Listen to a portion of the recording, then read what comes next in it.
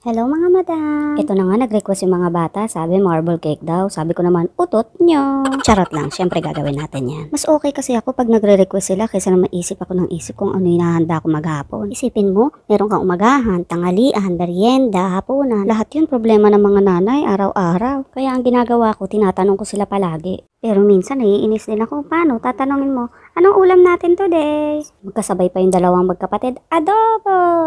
Kaka-adobo lang natin kahapon, adobo na naman. Iwan ko sa inyo. Yung dumadaloy sa ugat ko, kung hindi kape, toyo na. Ano ba yan? Mag-iba naman tayo.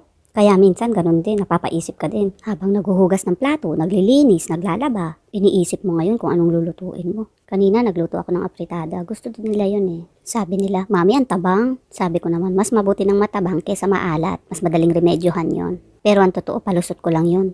Nakalimutan ko ata talaga maglagay ng konti pang pampalasa. Paano ba naman, nasa tanghalian pa lang kami, yung isip ko nasa hapunan na ano na namang